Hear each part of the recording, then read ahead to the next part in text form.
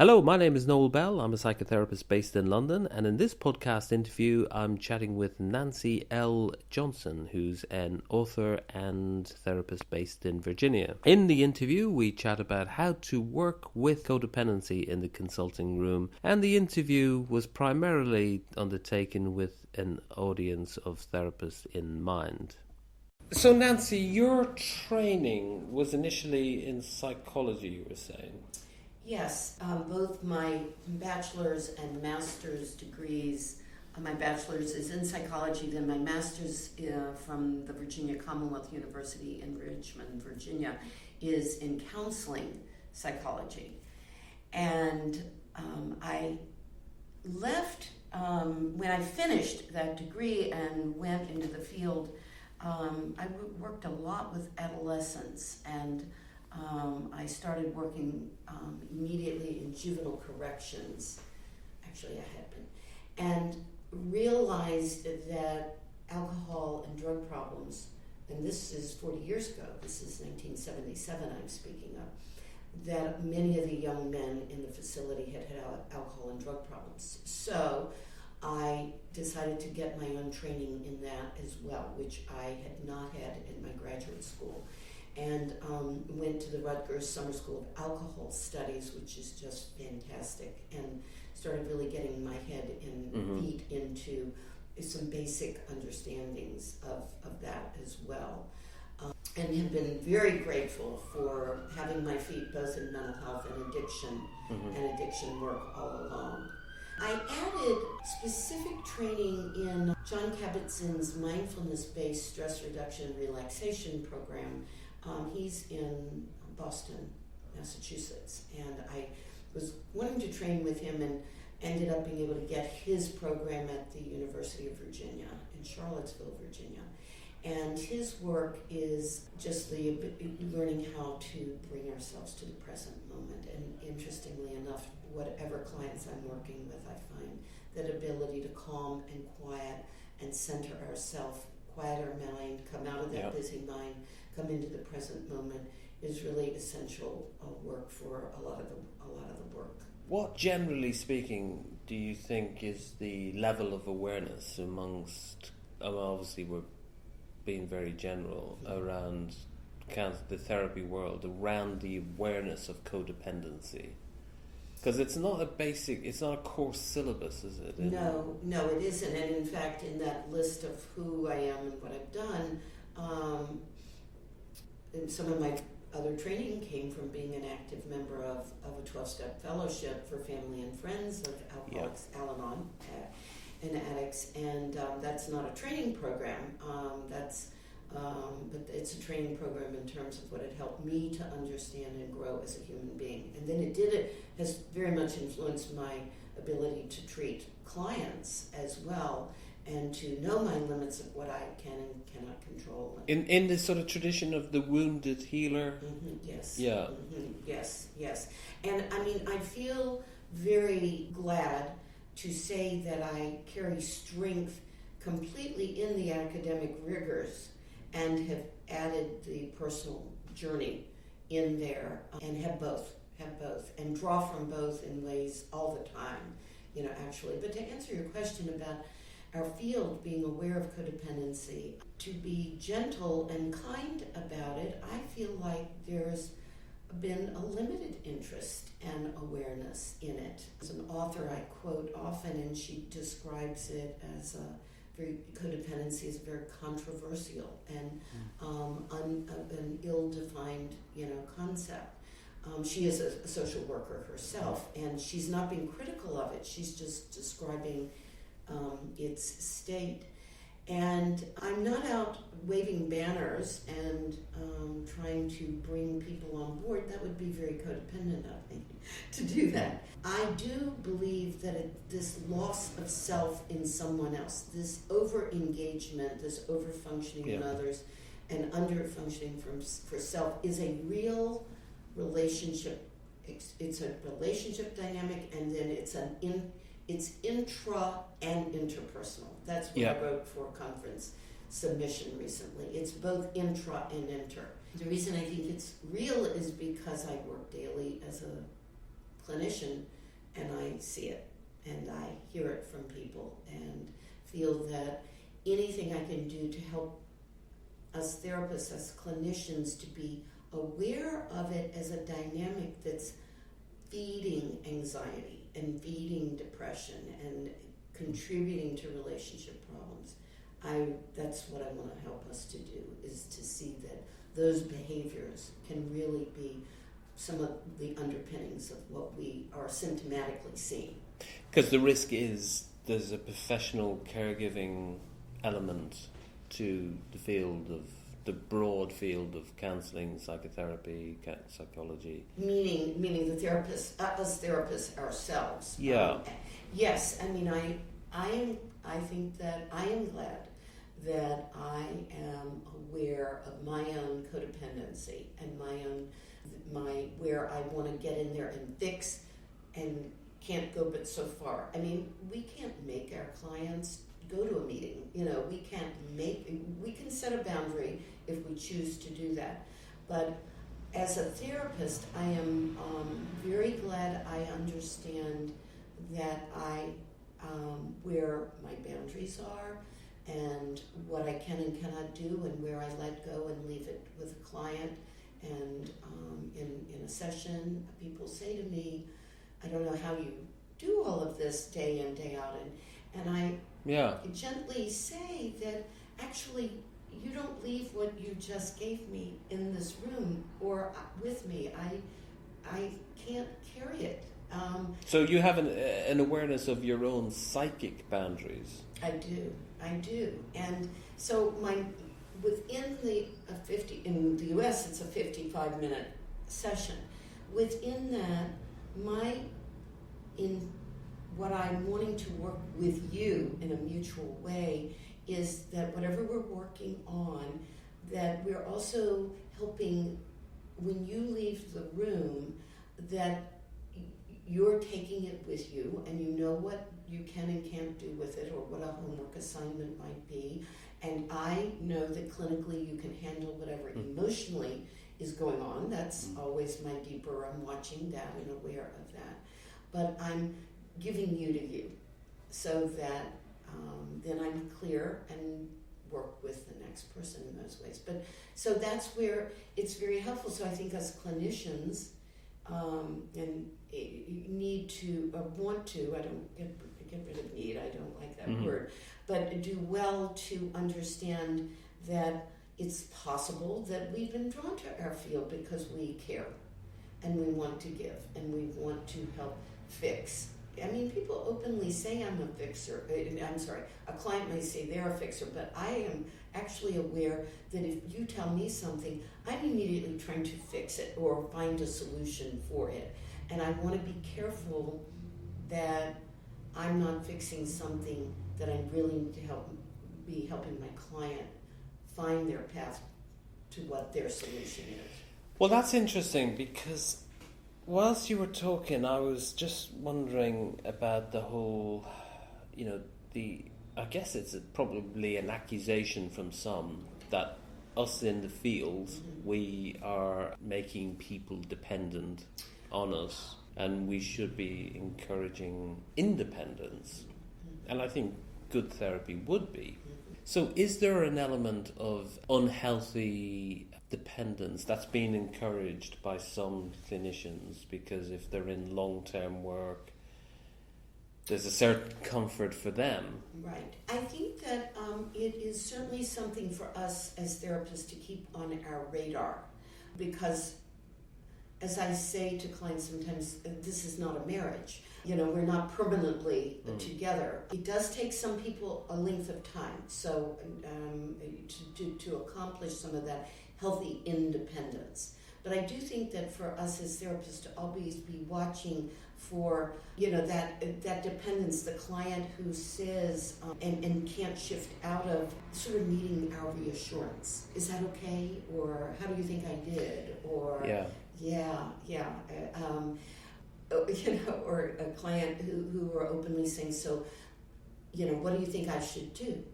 Or when a client comes back in and sits down and says, so I did just what you said, No, I am sitting there thinking, oh my gosh, however I conveyed that, they think I told them what to do. And I'm really, until they finish the exchange, I don't know what they think I told them to do. And so again, there's embedded in there that external that comes with codependence. And so I don't interrupt them, but I listen to what they say, and then we might process how they heard that as me telling them what to do. And because ideally, to not foster the dependence, I want to help them figure out what they should do. And I want to be clear, some of that is in the smallest of things. One of my early examples was someone had an ex in an ex relationship, and they said, do you think I should send them a birthday card? And I think that if we're not careful, we could easily just answer that. We could go, oh, I wouldn't, or I don't see it. But in that moment, I'm like, there's the dynamic right there. And I do want to say, and did, well, what do you think? And then it's not what do you think you should do. And then it takes us into deeper work where they might say, well, I do want to send it, and then I might say, and what expectations do you have if you want to send that card? And I don't have to go into the session, but we're exploring.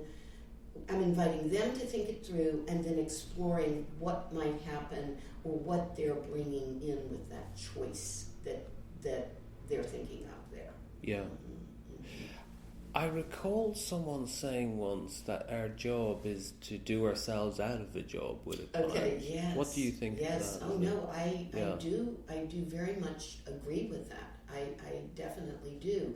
I think that I want them to be healthy individuals who feel, I'll take it to my core sort of theoretical position right now, which is to have a secure self, a secure, to be informed, to be aware of their self, to be connected. And I haven't commented much about the secure self. The attachment theory, I won't go into that. I'm really, really fascinated with how what we know about attachment theory, and it's certainly coming up in the U.S. in the last 15 years. It's often the core of the work, isn't it? Yes. And so I do feel like insecure attachment is also feeding what we see as codependent behaviors, and I'm not alone with that. I know there's some major sources in the U.S. that are looking at it in that way as well. I come to it on my own. I'm not following their lead because I do my own, not research, but lots of practical work with groups, workshops, and retreats. And a lot of anecdotal evidence must be informing what you write about. Exactly, yes. And it has taken it to, so, to answer your question, no, I do want to work myself out of a job. I hope that I can help that person find that more secure self. But then, therapy for other clients can often be, they might have elements of codependency, but they're very high functioning. I'm thinking of people who are, captains of industry or successful in whatever field they choose to be, but they see therapy as a place where it's private, it's confidential, it's a place where they can have their time and they can explore their choices. So that's healthy, isn't it? Yes. Yeah. No, I like that. And I do have that. That is true with some of my clients as well. I have, folks who are just what you're saying. They function very well in family, in work. It does speak to the wonderfulness of a counseling room and the specialness of it. And I think that then is rooted in the safety and trust that we cultivate with clients, so that they can come and share. Yeah. And I also am thinking that in those cases that I think of our thoughts as getting stuck in the wheel, and we have this and counseling is about sort of interrupting that cycle of thoughts. Even a conversation shifts those thoughts that we can be stuck in, and that's useful. Yes, because I know from my own therapy and when I get that, the only way I can describe it is that feeling of insignificance. You know, when you leave a therapy session, you feel, or at least I've felt lighter. Mm-hmm. Oh, yes. Just that something is like a switch has been pressed, and it's hard to verbalize. It's hard to quantify, isn't it? It is. And you know, and I think that it is. One of the things that comes to my mind also is that it is the experience of having been listened to and understood. You don't have to agree with, you know.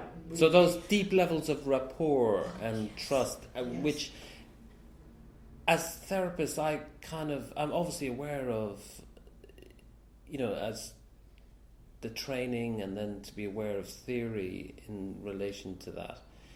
But actually, I don't consciously think about how that works for clients until I maybe start working with someone new who then will come in, and it can be quite heartwarming, I find, when they start saying how much the last session meant, and you know, they start practically telling you how their life is changing just in terms of the relationship. Yes, exactly, the relationship. And again, the feeling heard and understood. And in fact, that's one of the primary, I mean, I certainly offer insight and skills and blah, blah, blah, but I do think that exactly what you're describing is one of the primary things. My special, I call it my talk room in my office space in Virginia. I have a desk room and a talk room. And the talk room is free of any devices other than one cell phone in an emergency. But, you know, no devices, nothing. So that it increases the ability to be present. There's the mindfulness again. And it looks into a woods, I will say also. And the ability to be present and the person to be.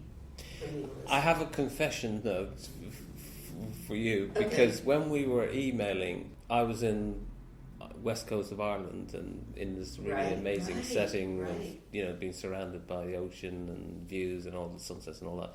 And I emailed you and said, I'm sort of trying to do digital detox, and you replied and said, I really want to honor that, so I won't get in touch with you.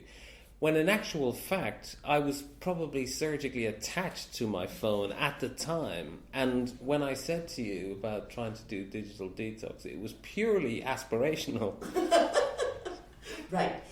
And I was using my program, Noel. I mean, I appreciate the picture, you know, that you're describing.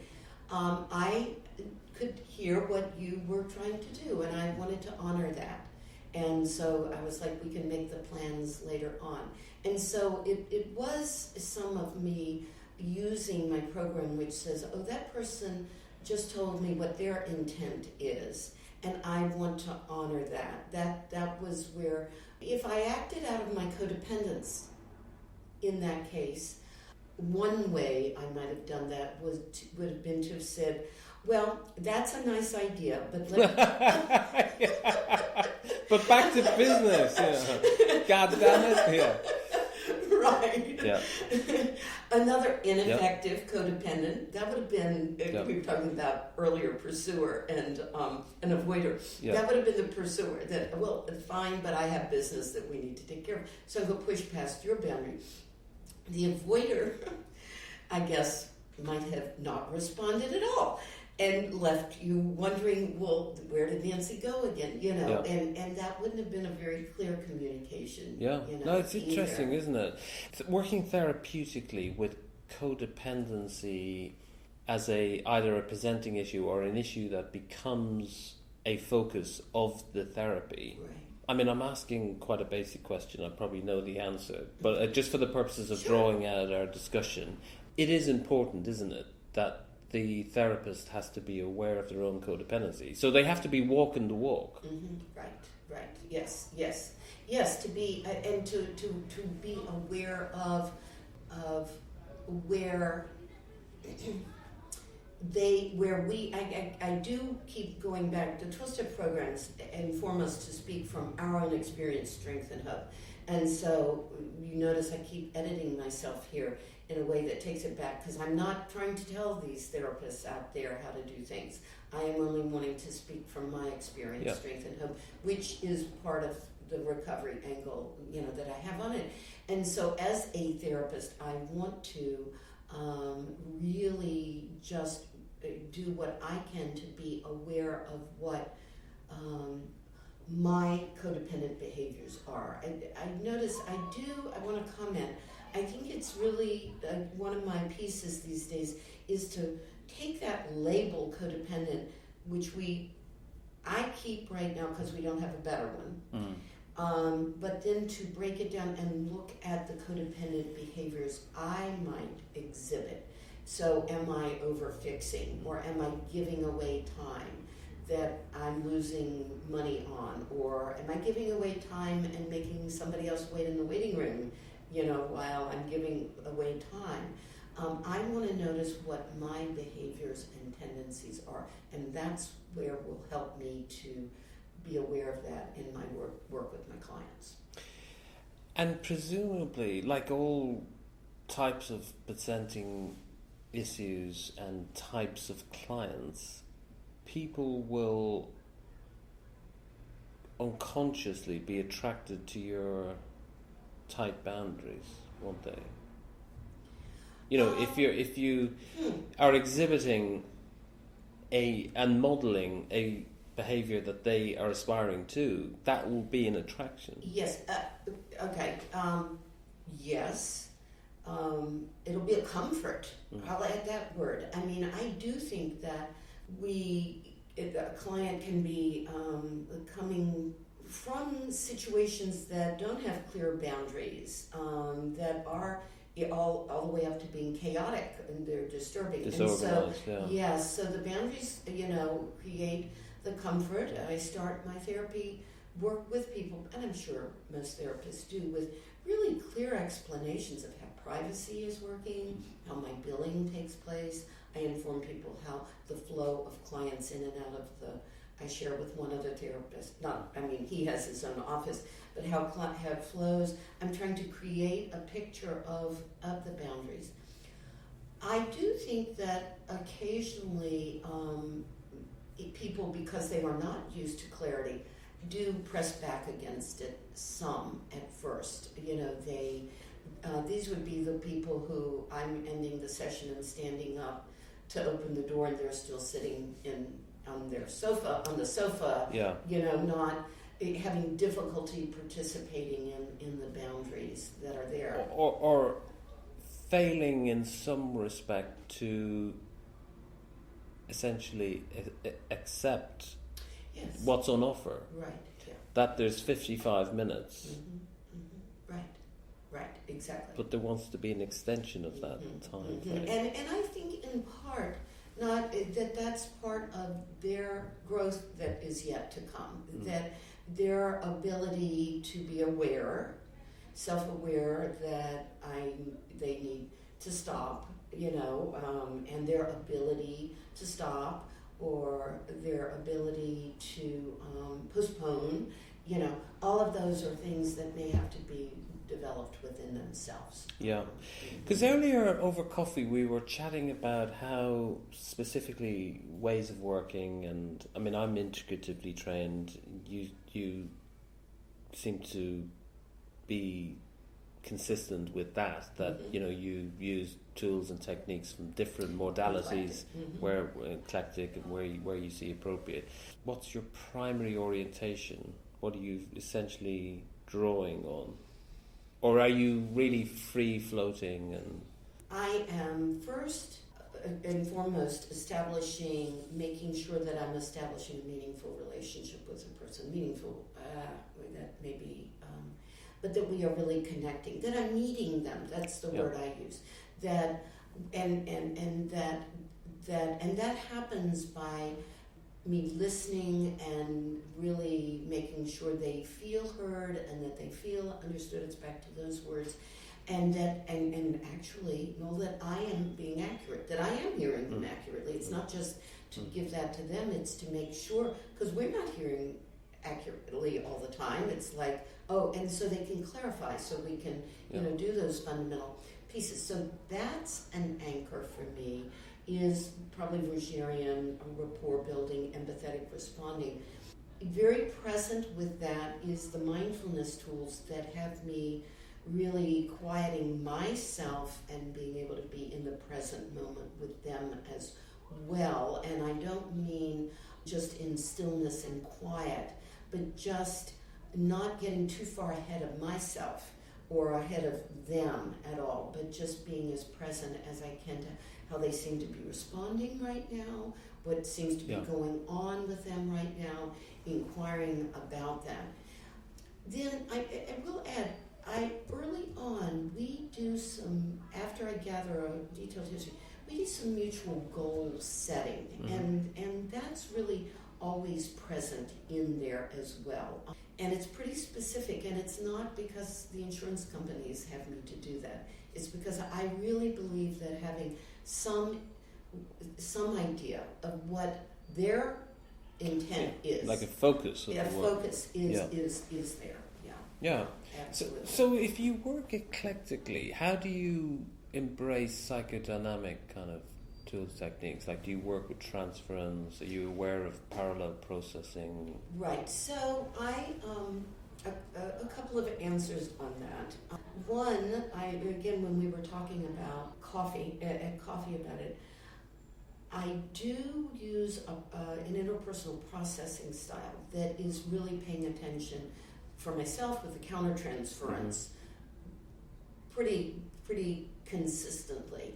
But then the processing work is where I will actually bring it out and have the client, let's talk about what's going on here. Let's talk about how you're feeling or what's going on between us here as well. And that's a primary way that I will get into that. And I do enjoy it when I do it. Sometimes it's the deeper, more transforming work, and it requires work to it, but it's very informing.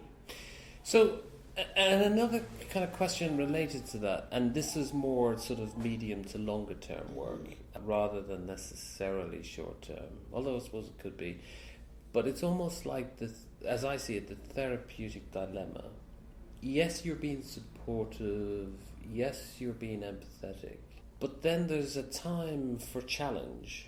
So in the context of codependency, if there's a sense that one as a practitioner is potentially being collusive in some of their stuff, how would you deal with that then? Well, to talk about it specifically in the codependency area, I mean, I think that one technique for challenging it is to invite the client to assess, how did that go?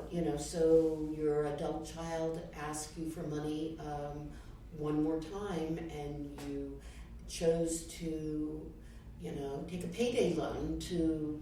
Yeah, and they're gone straight down to the bookmaker and gambling. Exactly. And so, what I would want to do is to say, so really help them then to explore, how they made that choice, what was going on within them that made that choice, how they feel about that choice, what the outcomes of that choice are, and what happens in codependency treatment is, in the context of the therapy office, and it's beautiful, the person will say, well, that was a terrible choice.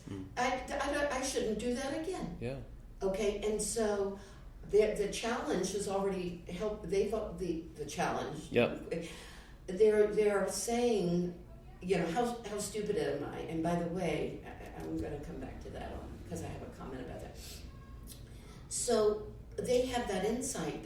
And so then I see us at a place where how to help them use that, operationalize that, to make different choices. Yeah. How to handle that differently when it happens next time. Would you like to handle? You bet I would like to handle that differently next time. Great. Okay. So now, and then we can bring in some skill building. Lots of different types of skill building things. Whether it's assertiveness or whether it's how to calm yourself and think. Whether it's how to respond and not be reactive. These are all phrases I work with and teach. So it really comes, that's a way that I would challenge. The piece I want to go back to on that is when the person might well say after they've challenged themselves is that was really dumb of me, or I can't, I'm so stupid. So they're dialoguing with a different internal state or different part of themselves. Mm-hmm. Apparently personality or subpersonalities are now not au fait, but you know, if you're talking about the plurality of self, there's parts of us that wants to do one thing and there's parts of us that want to do another thing. Yes. So what is the dominant part that's dictated? Yeah. Exactly. And how can we balance that out? I mean, how can I have not just an internal monologue, but how can I have an internal dialogue? That's good. Monologue and dialogue. Yeah, exactly. Like that. And I use that with clients. I just say that in a straightforward teaching way. It's like, okay, that, you know, if you run with that monologue, you know, that's what happens. But what would be an internal dialogue? And I may have to model that for them. I may have to, it's likely I would have to express, you know, well, okay, so my 30-year-old is asking me for, you know, $500 more, and I hear them and I'm thinking, remember what happened last time? Yes, but they really need it. Yeah. Yes, but remember they might what self-harm right. if you don't give it. And then I might, you know, that I'm pausing because that's its own area of concern, and I never throw that away. I mean, they might. So we have to figure out what we would do with that. But an internal monologue, I actually have had this going on in a case, might say, that's my fear. They haven't threatened it. So that would be the monologue side that's responding in a case where they haven't done it, haven't expressed it, is the deeper fear. Yes. So what I want to add, and this is my mindfulness training coming in, because John Kabat-Zinn has some attitudinal foundations of mindfulness that I integrate into my work. And non-judgmentalness is one of them. And I want to help clients see what they have done or isn't working, but to not be any harder on themselves than they need to be. To think I'm dumb or that was stupid or I'm ashamed or these... To have the compassion for self and the self-love. Actually, compassion is the word that's woven into the mindfulness pieces in the U.S. now. Absolutely. Yes, and so that's just another level of work that I'm working with them as they are challenged.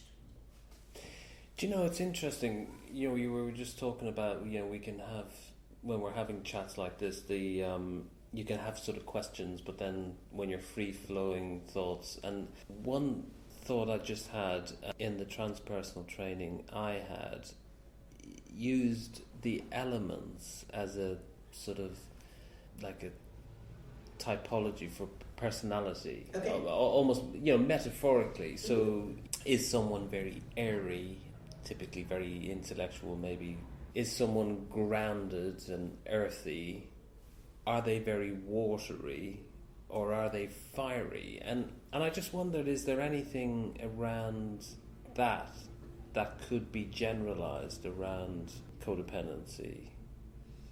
You've got a question. You've posed me a question that I don't have a really quick response to. Because I'm just thinking like the earth and Mother Earth, I was gonna go there. and the caring, the professional caring, and Right.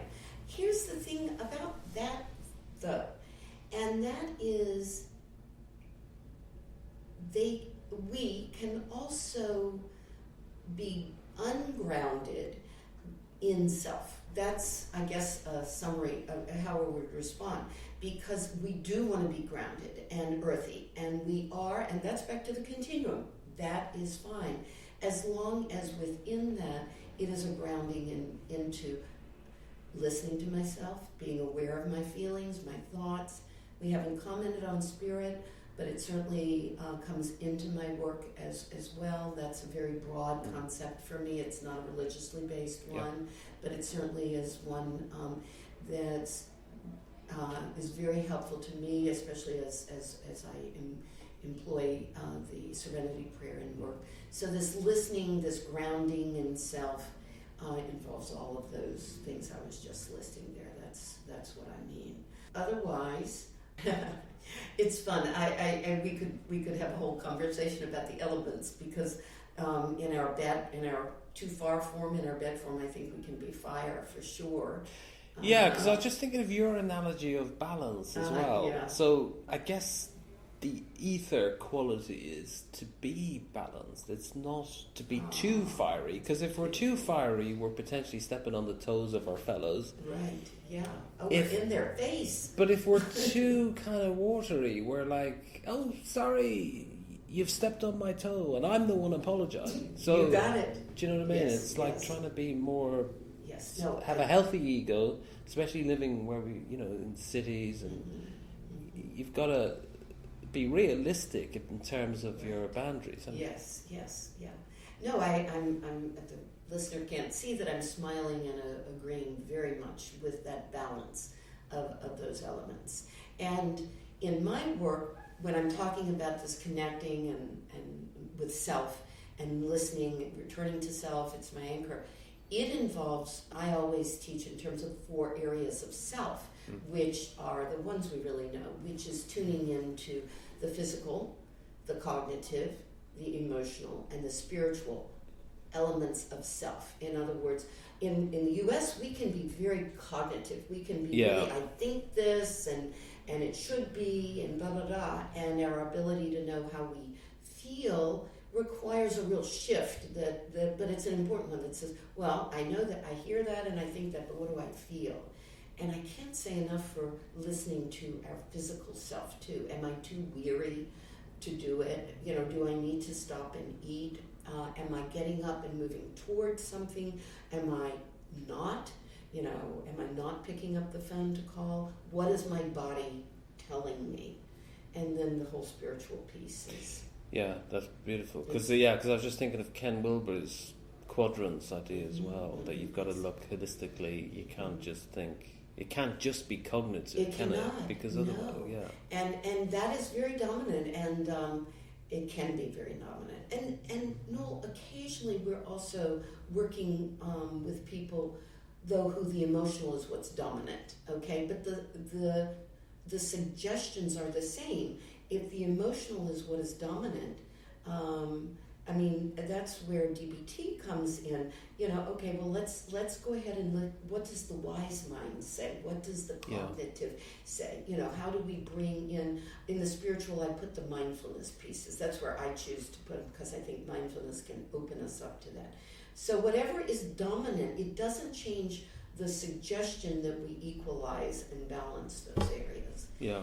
And again, to never forget that I'm talking about codependency. All of this is about listening to and cultivating that healthy self that I believe really, can transform moods, can help relieve anxiety and depression, and really improve relationships. For therapists to be effectively working with codependency in the room, they have almost like an ethical responsibility to be walking the walk and addressing their own stuff. Yes. And taking responsibility for their psychic boundaries, their self-care.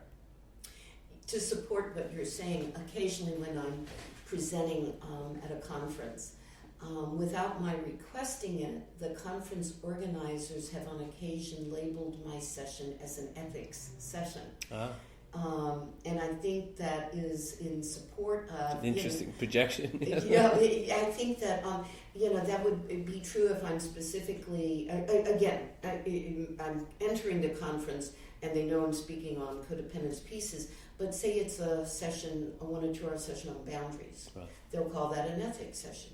And I understand, or if it happens to be emphasizing self-care, that's an ethics session. And so it is speaking to the importance of us ethically being aware of these dynamics in ourselves as we work with our clients, absolutely. Yeah.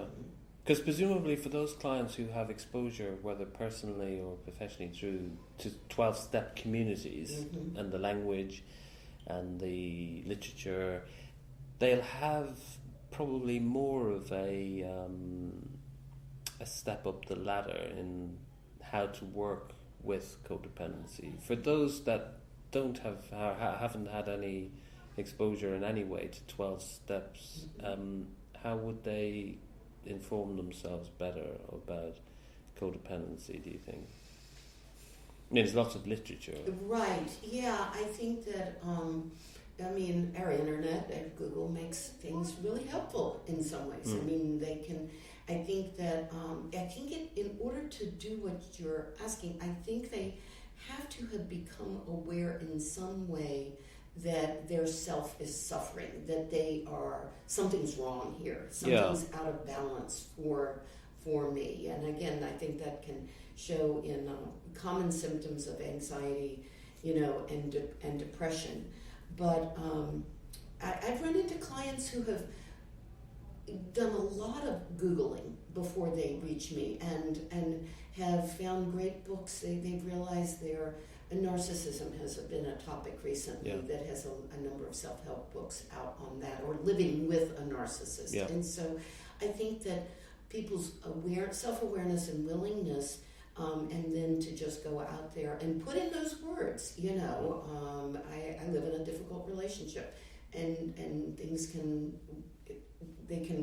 sort things out, in those ways.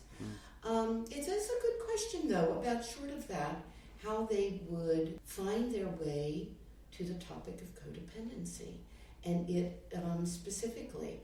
Because it's not a core syllabus at therapy schools, is it? No, not at all.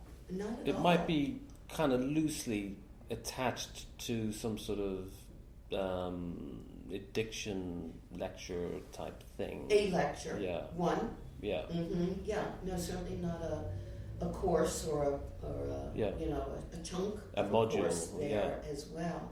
And I do think that it's funny. I do call codependence a stepchild of our fields. Yeah. And I do feel like that it sort of lives in the shadows, and I accept that and just keep moving forward with my own awareness of it. I do think that another way people learn about it is through word of mouth, and that is that as people self-identify and are talking to friends, they may pass on information or knowledge. So I do think that personal interactions also help to move it forward. But we have a ways to go. Yeah, and we're also dealing with a field that is, in some quarters, particularly in public administrations, seeking an evidence base for any interventions that are used, and it's going to be tricky to provide. It is. We don't even have an assessment tool. If anyone's listening and thinking, well, do you have a checklist? Is there a nice, 15 item? My research has not found one. That's why, referring to the earlier podcast that we did, I mentioned this research team, Dear Roberts and Lang, out of Australia. They didn't finish the project that I know. They were this work in trying to identify the core features, was trying to work toward developing an assessment tool. And I think they went a different direction. If anyone knows differently, or if they're listening, please be in touch. Yeah, sure. Please be in touch, because I think we can't do research until we can get some assessment tools here too. But in the meanwhile, I do what I can, person by person, when I see and person's willing to see that the balance of self and others is out of balance. To help righten that balance. If that's what they want to do. Absolutely. I mean, do you find people who work in this field have difficulty switching off and thinking of clients when they're on holiday or having downtime? Some do. Yeah. Some do. Some are available during holiday, which is I choose not to do that. Because there's a form of enmeshment there. Yes. How do you use supervision yourself to maintain your own sort of self-care in your practice? Yeah, I specifically, if, we were talking earlier about clients leaving and me sending them out the door with them. especially if I have not succeeded in doing that and it's still with me, my long-standing colleague of like 22 years, we've shared office space, and we will case discuss some, either in anonymous ways or with permission. So you have like an informal peer review, peer supervision. That direction, and I've also maintained, although I work very independently, I've stayed connected with a group of psychotherapists that are about an hour from me. The woman who supervised me in the first place, and I have access to her at any point as well. And then we have periodic ethics meetings at our office that are more ethically focused, but that are for those types of situations where we need to sort and hear another opinion. Yeah, sure. So I suppose we're coming just about to the end. Is there anything from what we discussed that you feel is being left out that you'd like to just throw in at this point? No, I think I will just make a summary, a comment to us clinicians. I think that clinically I'm trying to do three areas here. One is help the client cultivate that focus on themselves, gently helping them to return that focus in terms of what they think and what would work for them and how that worked, and challenging them to look through that. I think, too, that there is deeper work, I'm always trying to help them understand themselves better. Family of origin, cultural pieces factor in. Anxiety itself often factors in, and so I'm doing deeper work to help them understand this codependent behaviors on their part, and just to not helping them to be non-judgmental. I'm really always working to be non-judgmental, but to do that deeper work of self-understanding and where does this come from? Why am such a people pleaser? And relatedly, and again, this is still under 2 about self-understanding, I have that grief and grief work often comes in at that point. People really seeing the reality of things, or hopes or dreams, or how they thought things were, or whatever. It will free us, the grief work does, but as they do that deeper insight work about what is driving this codependent, these codependent behaviors, grief work does come in there. Yeah. And then the third thing is to focus on cultivating self-understanding, and then just a fair amount of skill building on multiple things, including helping them to quiet and center themselves, to listen, to respond, not react, to set boundaries, and to truly care about themselves. Because the proof, what do they say, the proof of the pudding is in the eating. I mean, you'll be seeing someone being able to maybe say no if that's required in their relationships, and they'll be able to be more assertive gradually at work or in the home or in their personal romantic relationships. Yes. And you'll just see the plant that's being watered. Yes. Sort of I think of that metaphor too. And I have someone in mind as you say that. One of the phrases I use often to people as we do this work is, and you will just have some natural opportunity to use some of what you're working on. Natural opportunity. In other words, I'm not going to send you out of the door with you've got to go do this. And your comments reminded me of a person who had lots of trauma background in her history, and lots of anxiety, and had a secret that she wanted to share with her partner. And I remember the day she came in. It was a secret that would help to share. And she came in and she sat down and she said, "Nancy, the natural opportunity showed up." And this is what I said. And so that was in the eating. We finished our work fairly shortly thereafter. I mean, she had really rounded a corner. She had done the work, and then the natural opportunity showed up. And then you're able to, it's almost like a natural ending, and they're able to take responsibility for their own maintenance. Yes. And she could believe in herself.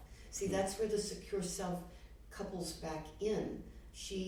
That when we're able to do that, when we're able to take the natural opportunity and say, do, assert, boundary set, whatever, it does build, strength in self. So there would have been a lot of developmental ruptures in that case from the past, yeah? Absolutely. So that requires healing, doesn't it? And that's what it had been quite a while. Yeah. Yeah, and it's complicated because it wasn't like everything in her life was going on well in the present either.